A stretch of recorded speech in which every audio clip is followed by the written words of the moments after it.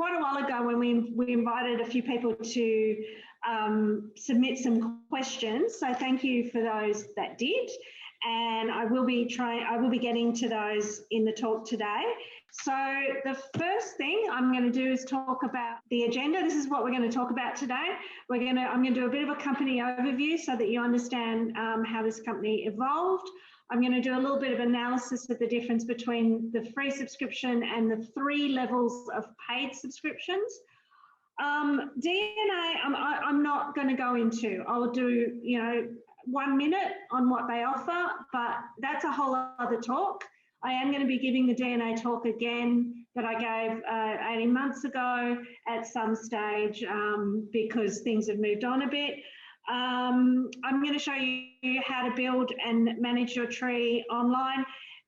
We'll look at the record collections, and hopefully we'll have time to look at some of their amazing effects that they do with photos. A couple of weeks ago, they released something that I think I'm going to call the Harry Potter photos from now on.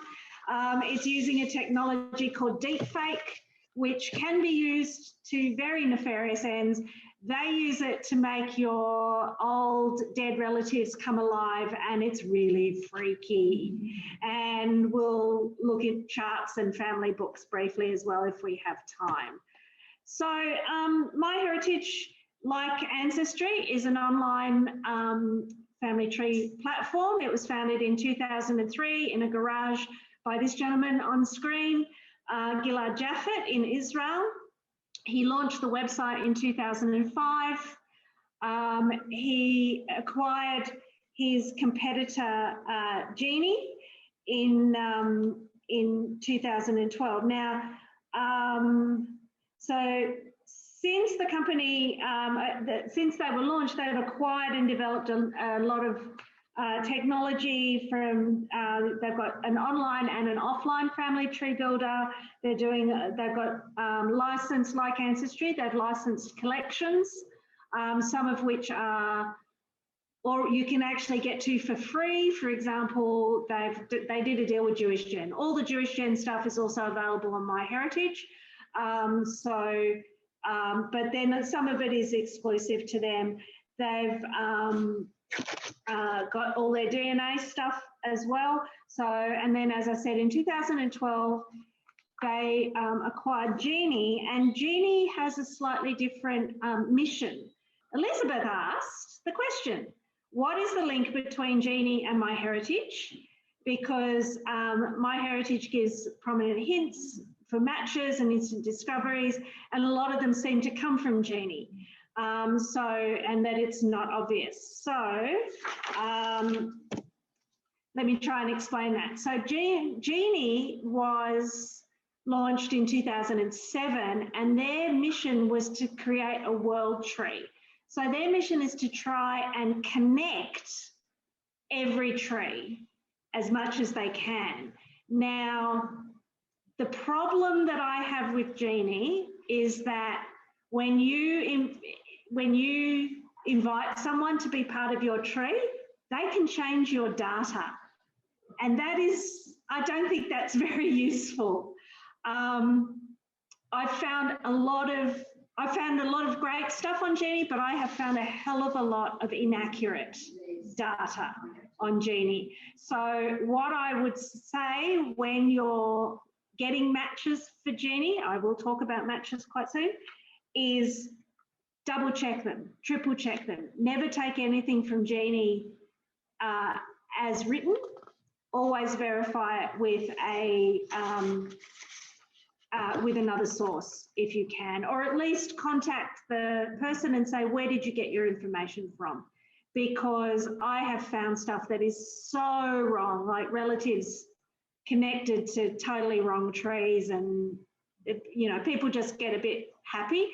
And I've had people change data, which just drove me nuts, which is why I much prefer MyHeritage. So just continuing, they launched DNA in 2016, and just a month or so ago, they announced that MyHeritage had been acquired by an American venture capital firm called Francisco Partners for $600 million. But the caveat on that is that Gillard Jaffet remains CEO, reinvests, all that money's being invested, like he's spreading the love through the company. A lot of the staff are also shareholders, and a lot of that money's being reinvested into the company. So they're talking about what's called a double exit. So an exit is when a startup basically gets bought out. He expects it to be bought out again. So he's obviously confident in the company. In fact, here's his quote: "Among the conditions I had for selling were that I would continue to run the company and that we would continue to growing, reward our employees and shareholders, and aim for another exit further down the road." So he's pretty confident in that. MyHeritage runs on what's called a freemium model. So I've put a lot of jokes throughout this just to keep it, because it's a bit dry. So look at the cartoons, they're pretty funny. It's a freemium model. So you can sign up for free. And what you get for free is 250 people in your tree, 500 meg for photos. You can view your smart matches and record matches, but you can't access the data. You just see that you can see what matching data there is, so you can put it in manually if you want. You don't get any phone or email support, and you can buy the data subscription separately for about $20 Australian a month. So it's about, what's that, $240 a year. And the data's good. Once you have decided either you've got more than 250 people or you really need a bit more bang for your buck, you can sign up for one of 3 subscription levels. So the subscriptions are Premium, Premium Plus, and Complete. Yeah. And yeah, read the jokes, they're funny. So the Premium subscription, it's $119 for the first year. After that, it's $164. These are Australian dollars. You can have unlimited people. There is unlimited space for your photos. You'll see all your smart matches. You get access to 2 of the MyHeritage collections, and we'll go into the collections later. I'm still a bit fuzzy on which ones you get access to and which ones you don't, but you basically get to some of their databases. You can access charts and interactive maps. You still have to purchase the data subscription separately. You get access to the DNA stuff, and you get, importantly, phone and email support. If you go up to the Premium Plus subscription, you get all the features of Premium, plus you get access to the online consistency checker, you get access to instant discoveries, and you get access to 4 of their collections in Super Search. So the cost of that is $186 for the first year, and then $251 after that. Now, if you want everything, you go to the Complete subscription. So the Complete subscription basically gives you everything. It gives you the data, so that's worth $240 a year first up. You get unlimited people, unlimited spaces for your photos, you get smart matches, you get everything in Super Search, you get charts, DNA, consistency checker, you get everything. Plus you get access to their photo stuff. And the cost for that is $263 for the first year, and then after that it's $383. But here's the big secret. If you ring them and you agree to sign up for 5 years or 10 years, they will negotiate. Sign up for the 5 years if you're using it consistently, because basically it's set and forget. So Julie Trainer had asked a question that I have explored in another workshop, but I'm just going to reiterate things here about what happens after you die. If you've got a subscription account and you die and you don't have an heir, what happens? In MyHeritage, what happens is the site can be claimed by a first-degree relative, but if you're over 250 people, they have to maintain the subscription. So, so they can take it. They can get hold of that by sending the email address, the death certificate, and the names of 3 living relatives in the tree to verify that they are the heir of that. They can then become the new administrator of that account. If no one wants to take it on and the subscription lapses, the data doesn't disappear. It sits there, there's limited access to it. Somebody else can go and claim it later. But the data is still available there to match in the future. So it doesn't all vanish. Now, Elizabeth and Barbara asked what the difference between Family Tree Builder and Family Tree Building is, and about Family Tree Maker 2011 and what advantages does MyHeritage have to offer over that system. So the difference is basically the difference between online and offline trees. So particularly when MyHeritage started, or when I started doing genealogy, I had no problems with putting my stuff up online. But I did meet a lot of people that didn't like putting their websites online. So MyHeritage actually offers a program called Family Tree Builder, which you sign up to your Family Tree account. You can have the free account. You can download Family Tree Builder, and you can use it offline, so not on the internet, to build your tree. They will kind of say, do you want to synchronize it? You just say no if you want to have it on there.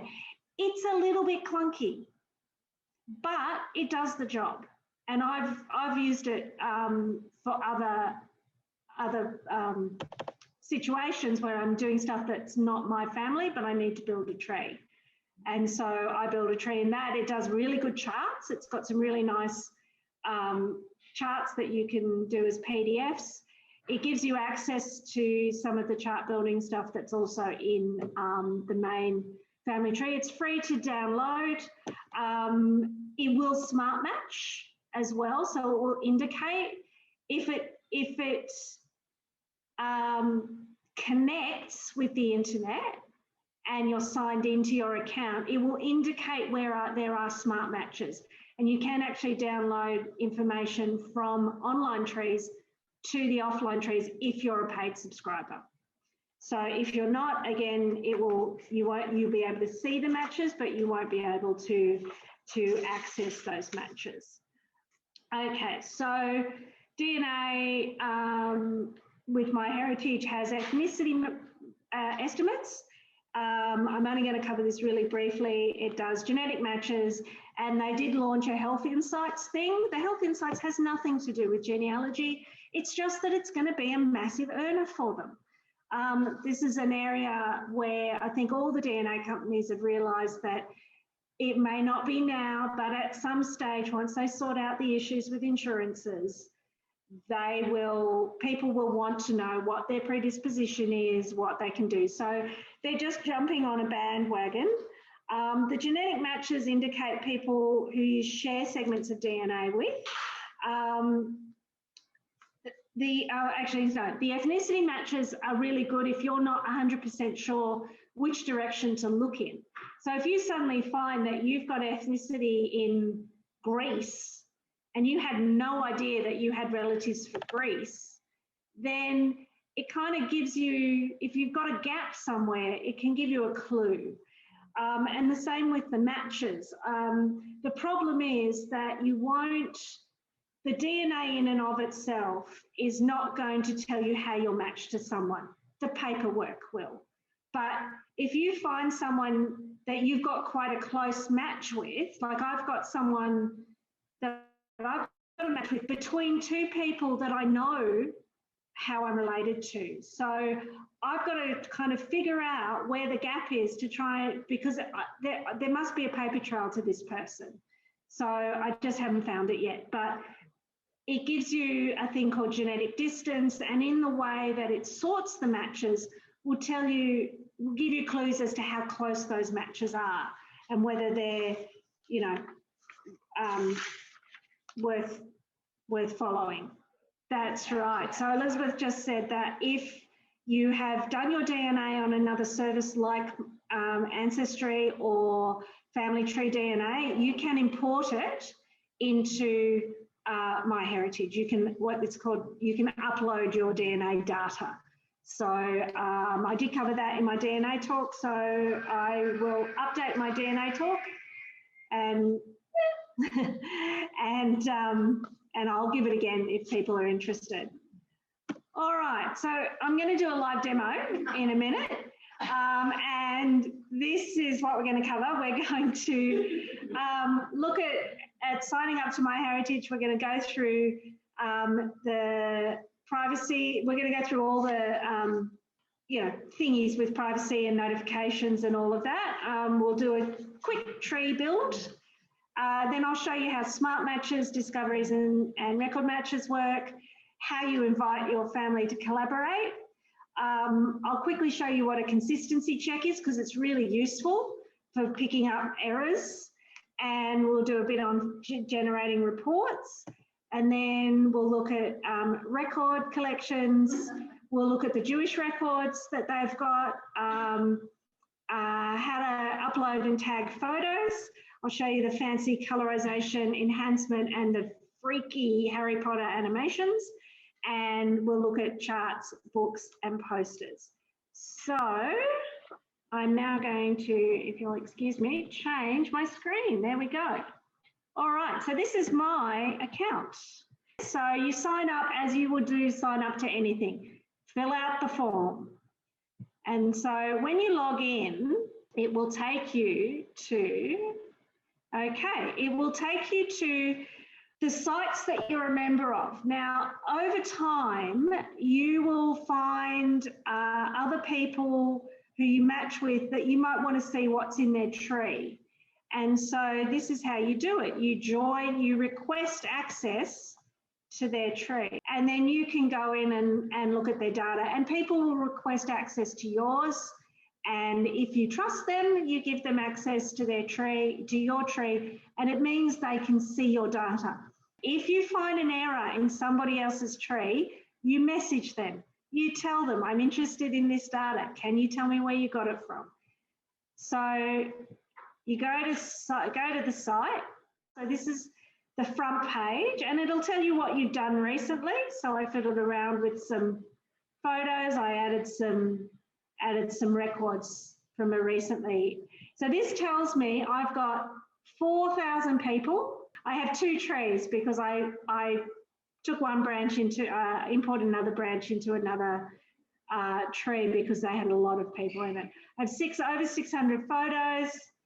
There are 22 discoveries waiting for me. Now, the reason I haven't imported all of those is because they're not all right. And most of them are my photos being fed back to me. So I'm going to have a word with them about that. And I manage 3 DNA kits. We're going to go to a tree. Now, I'm going to show you profiles. So here you've got your profile comes up. Okay, and this is just about you. So I've got my my photo. Yeah, that's a really old photo. Okay, it's 10 years old. My birthday, the photos I have. It's pretty much just information. You have account settings, which tell you the status of your account. You can change if you need to change an address, password, whatever. If you want to delete everything, this is where you do it. Site settings. It tells you how much storage you've got, how many people you've got, things like that. So it just gives you information. Right, now, privacy. This is a big one. So we're going to go through these. So you've got subtabs in here. So you've got your member preferences, and you set these to what you're comfortable with. So I let people find my public profile. I let them see my real name. I let them see my general age. I don't let them comment. I don't want people commenting, but they can see Search Connect and I get Super Search Alert. So that tells me if people are searching for names, they're searching for me, they're searching for similar things. There are DNA preferences because I have DNA up here. I have DNA matching. I allow them to view the profile of the individuals whose DNA I've uploaded. Then cookie preferences, because everyone does cookies. There are mandatory cookies, which are always enabled, tracking and advertising cookies, and this is their cookie policies. And I do not allow site members to invite other people to my site. You just go through and you select the things that you're comfortable with. So I enable smart matching, and I've had so many of my own photos come back to me that I've actually not had them copy photos. You set the privacy at what you're comfortable with, basically. I set it as high as I can. You don't want anybody who is not a member to really see anything. By having it restricted, anybody that is alive, it says private and then the surname, and they have to contact you to find out about that information. It can be frustrating when you find some information and there's a child in there and you want to know the name of that child. It can be really frustrating, but it's important. So this is my subscription. Basically, it's saying that I have a complete subscription, and then I can view the details of that. And then, of course, you can log out. Now, down here, this is a really important number. And they've put it in a place where they've done a really, really good thing here. Because how many times do you ring up support or do you try to get support and you can't remember your membership number? That's your membership number. So if you're online, you can find it quickly and easily. And so your account ID, if you ever need to speak to support or accounts, write that number down or quote it to them, and that's what you give them when you're doing anything online. It's really important number, and they put it in a really easy to find place. So I really appreciate that. Now, the other really good stuff is in here, you've got the help center. A lot of it is self-serve. Also, Google is your friend if you need to find anything. So they've got it nicely organized into accounts, subscriptions, DNA, health, family site, etc., etc. They've got a natural language processing question thing. So before you ring anybody up, try there. The other thing they've got is their knowledge base, which are like tutorials. Wait for it to come up, there we go. So, and they've got 3 sections, family tree, research and DNA. They've got a getting started things. This is basically their blog.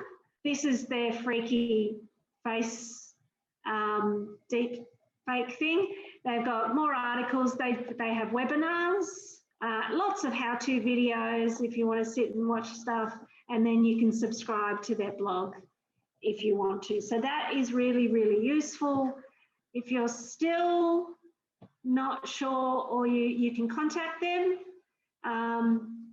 through so that again, you can get to the help centre, the knowledge base, or you can call them. And there's the number for Australia. It's a toll-free number, but the call centre is in Israel. I'm going to go back to Family Tree. I'm going to do okay. So what I'm going to do is,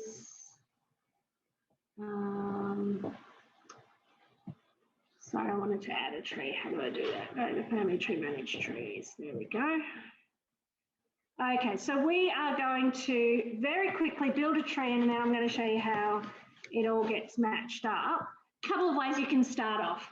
If you have nothing, if you're starting from scratch, when you sign up, they're going to ask you for your name, your parents' names and birth dates, any siblings, your grandparents' names and birth dates, and then it'll build your first bit of tree. So I'm going to do that in here.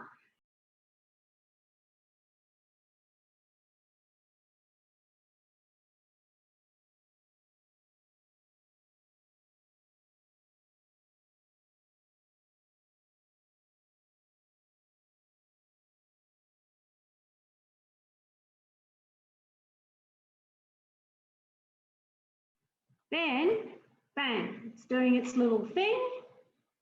It's finding, it's looking out, it's going to find heaps because, of course, I'm already there. I do like their graphics. There we go. So it's found Jacques. Is this the same person? Now, you can see up here it says adds 50 people. So when I add him, it's going to add that whole side of my family.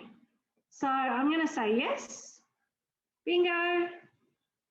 It's got his parents, it's got all sorts of things. So there we go. It's got my uncle, my dad's sister, my aunt. It's got all my cousins. It's got my brother. Okay, so I'm just kind of adding to a tree that's already there, okay? So it's a cheat a bit. But if you're doing this for the first time, you might find that somebody has already put half your family up, and they'll say, is this your family? And that's what discoveries are. That's what I'm going to show you in a minute. These, let me make that a little bit bigger. There we go. So these two little icons here are your matching icons. So the brown one is record matches and the green one is smart matches. So smart matches are you're matching with somebody else's tree. And a record match is you're matching with a record in the database. Now, this is a computer, this is an algorithm. You're matching with it, but it may not be correct. So you do need to check everything, because it could be someone with the same name and a similar birth date, and it's saying, oh, is this, what it's saying is this the same person? It's not saying that this is the same person. So you can reject matches. So if I go to my grandfather's smart match, it will bring up the data of the other tree. So this is in my tree, and this is in the S website managed by KS from New Zealand. I have no idea who that person is, but it doesn't matter. But they actually have all of my data of my grandfather. So I can now, and there's lots of other matches as well here. We'll just go to this one. So then you can review the match, and it shows you side by side. It shows all the photos. And so then it shows you what's new info. So you can see here, it says new info. When you say, oh yeah, that's the same person, that's correct, you confirm it, and all of that data has gone in. There are a few different ways you can look at the tree. So here, on this side here, you've got the number of, you've got a little zoom thing. And in this little one here, you can select how many, you can select view, and you can also select how many generations you want to see at a time. And you can also make it full screen. So if I do that, it's now full screen tree. So then this is Pedigree View, which does it sideways. Let's move that there. So it does it horizontally. You can do fan view. You can go out to 6 generations, and so at this stage, because it's just from my grandfather, because I had it set on my grandfather, but if I was to do fan view on me, I would get several generations going out. So you can see it goes out, and on my main tree, I go out 6 generations. So, okay, so now go back to this, and I'm going to show you an individual record. So let's show you my grandfather. He's a pretty cool dude. So you asked about how to upload a photo. If you click here, so if there isn't a photo in there, you click on it, it says add photo. Yep. And this one here as well. So whenever you see this icon, and then you go through your files, your photo files. So that's one of the things you've got to be a bit organized. Okay, so I'll just show you an individual record. So you've got this sidebar. So if you click on a person, you can see, you can write in like a long form biography, and I like putting eulogies in here. So if I go to a funeral of someone I know and someone's written a really nice eulogy, I ask them to email it to me. I will put their eulogy in there. Because it's lovely, usually.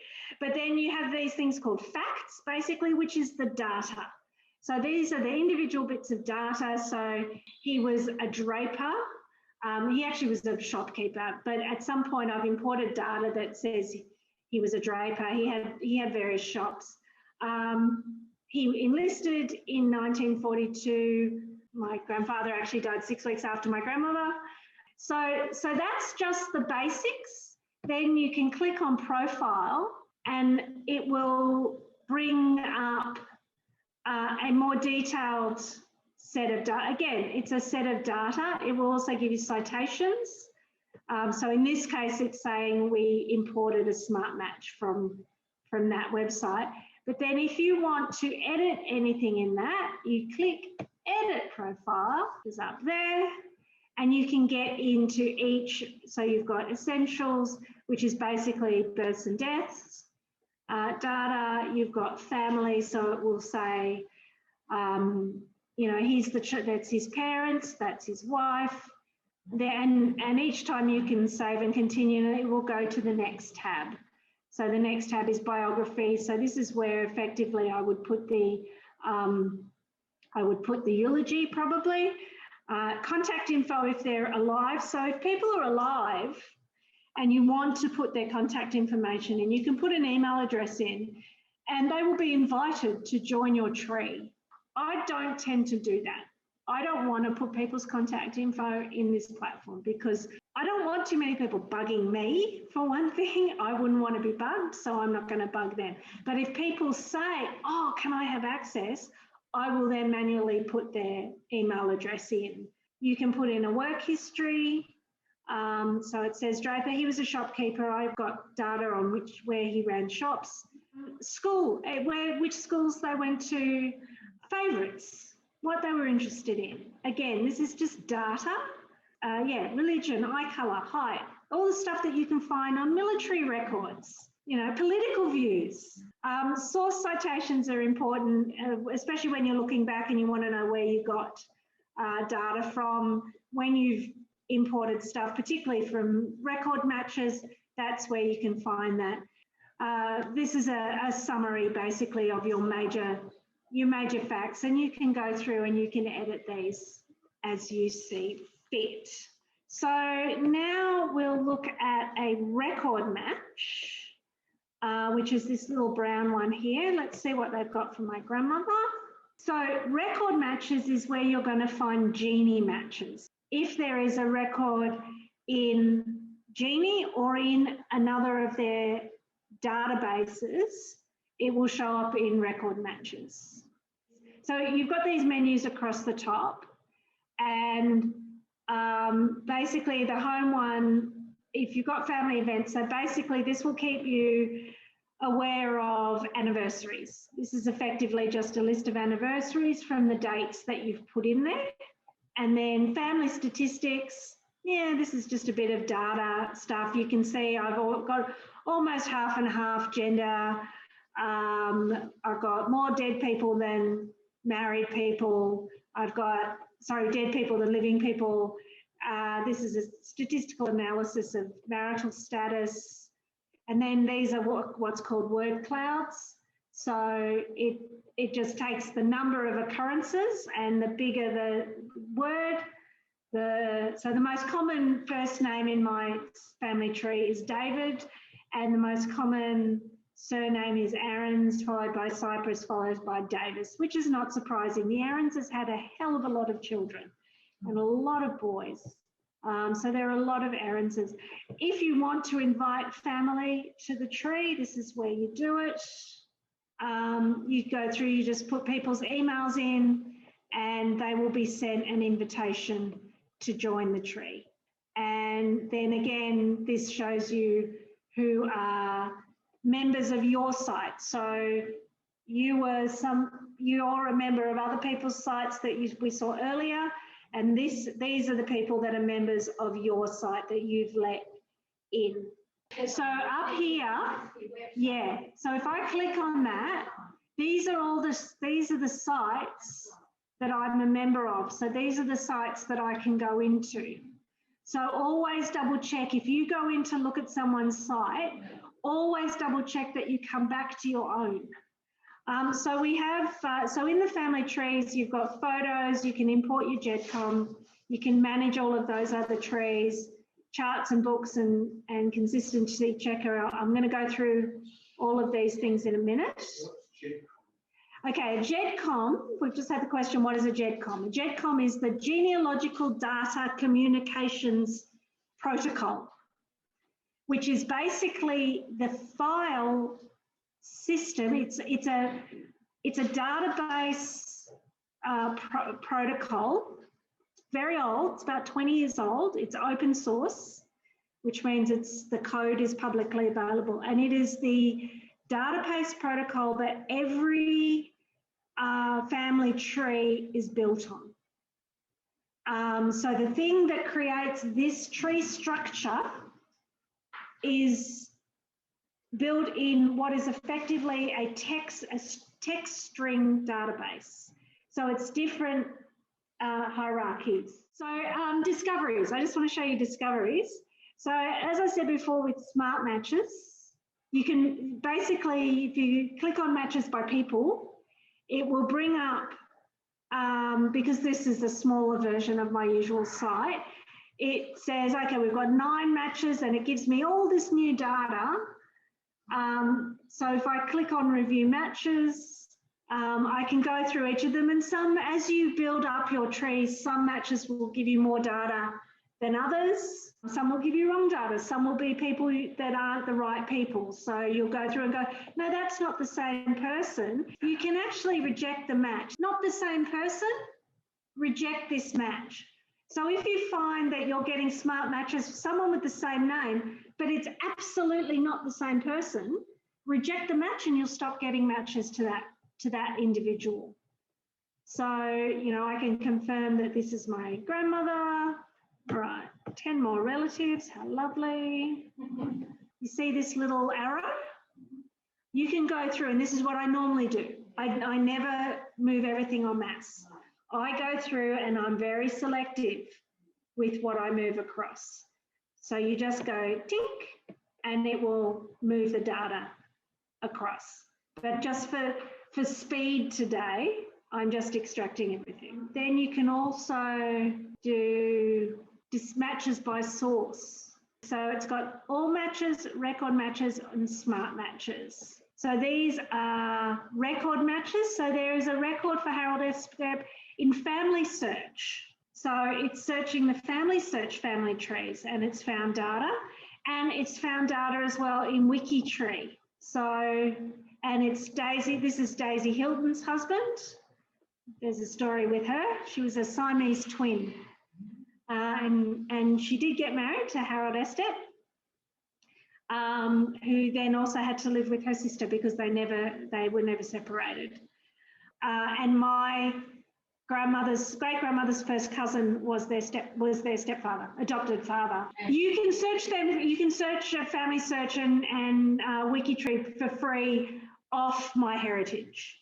But what this is saying, this has gone through. It's looked at their billions of records and said there's these data matches there.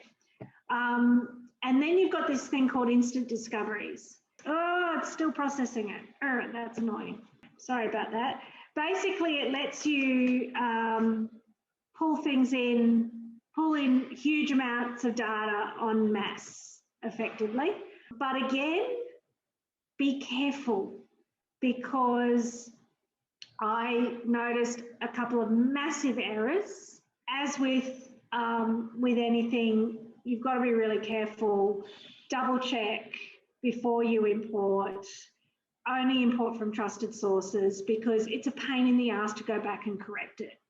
But if you're starting your tree and you're okay with having to go and correct things, it can be a great way to pull in whole branches of trees from other people's resources. So you just have to trust.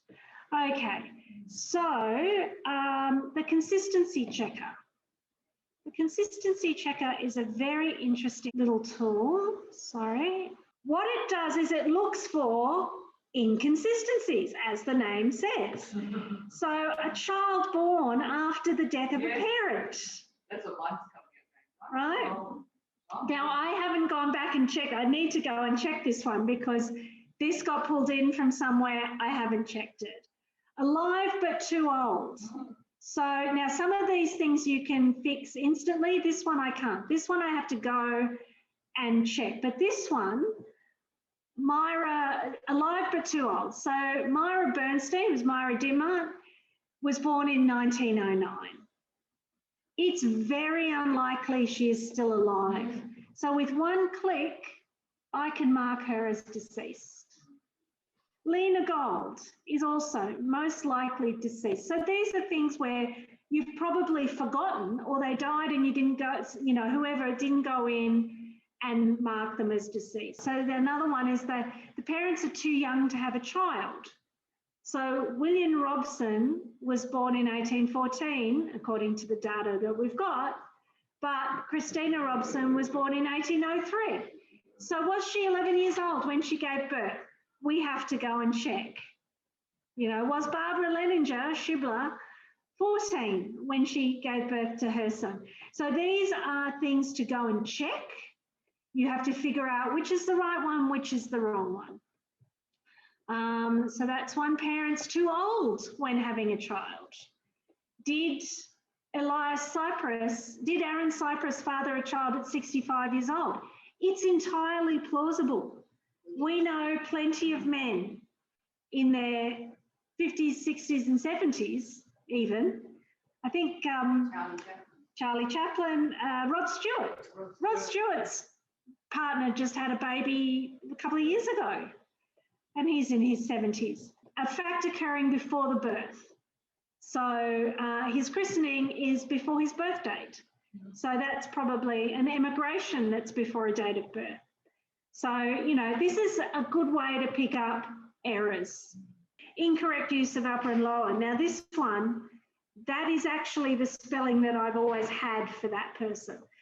And even this one, siblings with the first same name, there's a few situations where a child has died and another child has been born and given that child's name.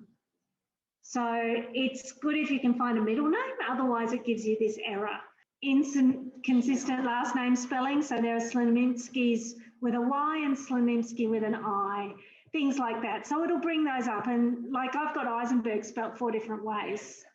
So, you know, you keep it or you reject it, that's up to you. The other thing is a relationship report. So if I pick me and then I pick Annetta Popple, it will show me the relationship between Annetta Popple, obviously my great-grandmother.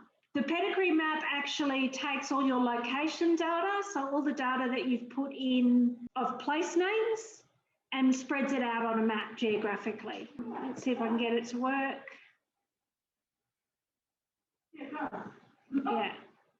So it'll give you a list of place names on the side.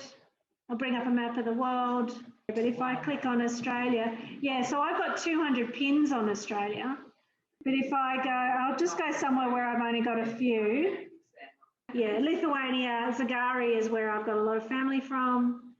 And you can zoom in, zoom out. I don't know why it's not going to the, there we go. So there's Akmene and Zagari, which are quite close to each other. If I zoom in, oh. Yeah, so they're like little drawers, and you expand and contract and just play with them, and you'll figure out what they do. All right, I really want to get on to research and records as quickly as I can. So if you buy the standalone research thing or you have the complete subscription, this is what you get access to. So you can immediately go in and, like with all of them, you can put in names, dates, any information you've got, hit search. It will search their database and will bring up records. Their records are in category lists, family trees, birth, death and marriage records, photos. They also have in here recently added collections. Because it's Israeli, it is fantastic for Jewish records. It is dripping with Jewish records. They have done a deal with Jewish Gen, so all the Jewish Gen records can be accessed through the search engine. So they do licensing deals with archives. One of the interesting things with MyHeritage is they have a lot of records in foreign languages. If it matches you with, say, a Hebrew burial record, if you want to figure out what it says, copy the Hebrew, open Google Translate and paste it into Google Translate, and it will translate it for you to English. Google Translate is your friend. Any language, you'll get the machine translation. But if it's a name, it does translate the names reasonably well. If you can't copy and paste it, I suggest popping it up onto Tracing the Tribe Facebook group.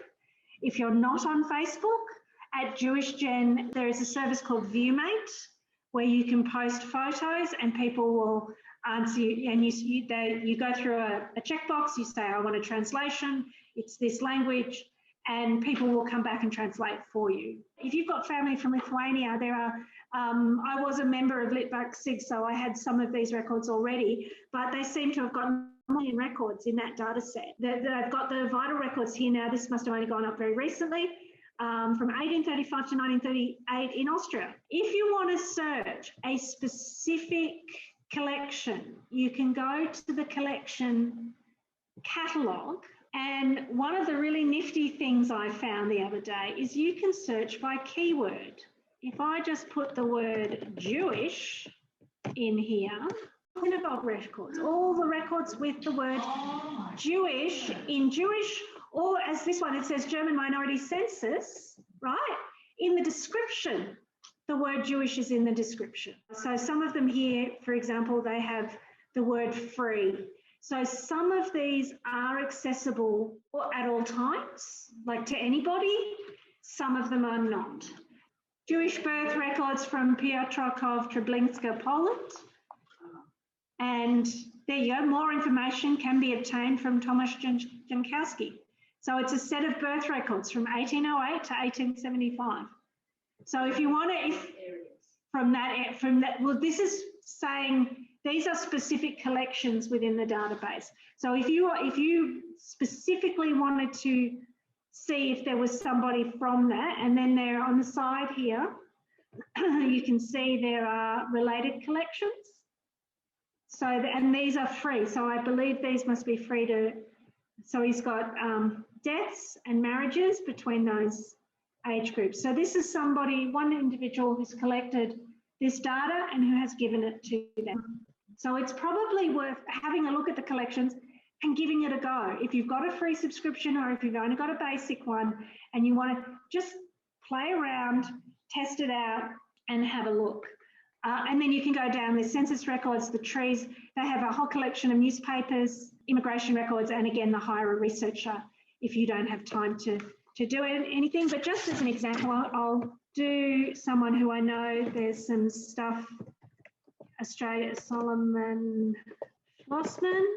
He was born in about 1822. Now, if you click match the year exactly, you can actually then say, okay, I want 1822, but within a 5-year period. And I know that he was born in Yaroslavl in Poland. But if I search on that, I know what's going to come up, more or less. Here we go. So we've got 8 family trees. We've got 6 photos and documents. I click on that. And the less information you put in, the more you'll get. So we have all these are the matching family trees that it's in. And so here's a less exact. So here's one that's incorrect. So that's not who I'm looking for. That's not who I'm looking for. But this person, because I know that face, that is the right person. Photos. To add a photo, you can see here it says upload photos. So we click on upload photos. Now, I can drag and drop, or I can click on a link. Here's some I made earlier. So I just drag and drop. So they're in my pictures. And so there's some of them are named, some of them are not. So that's my mummy and my daddy and me as a fat baby. So these 3 little things here, the little magic wand, the little colour wheel, and I don't know what you'd call that, the baseball. So the magic wand is an enhancer. What that will do is, same as in iPhoto or on your, if you've got an Apple phone, you can hit a wand button and it fixes the tone. So we have a before and we have an after. You see how much clearer it is? So it's a little bit fuzzy there. It's just gone through and it's cleaned it up. So now this is a black and white photo. If I hit this, it's going to colorize it. Come on. There we go. So we have before and after. And it is a really good algorithm. And you can download, so share here, the share button. You can share it to Facebook, Twitter. You can copy the link and email it to people. They can have a look. Tag means I can tag the faces. So it's picked out a face here. I go here. I know this is my father. Oh, I know this is my mother. And I know for a fact that this is me.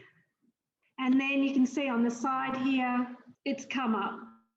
I think I'm going to use Auntie Polly. My great-great-grandmother's sister. So I'm going to, her name was Pauline Schlossman at birth. And then she was married twice. She lost both her children in infancy. And I don't know, if I like to think this photo was taken after because she does look very, very sad. Sometimes the colorization algorithm works better than other times, but this is the freaky one. We are going to animate her. So it finds the picture and it does its little magic thing. And it's really freaky. So this is a technology called deepfake. The videos that are on MyHeritage, you can tell they're animated photos. But what they do is they get people to do these expressions. So they've had people with little dots all over their face, the same way that they do green screen animation. It's called motion capture. Now, the other thing you can do then is you can actually choose a whole bunch of different animations. So if I say, okay, we'll go animation number 7, and that will take poor dear Aunt Polly's face onto someone else. Then you've got moods. I can make Auntie Polly dance. I know, it's freaky. It's really scary. Yeah, see, there we go, she's dancing. This is really weird. This is really, really, really weird.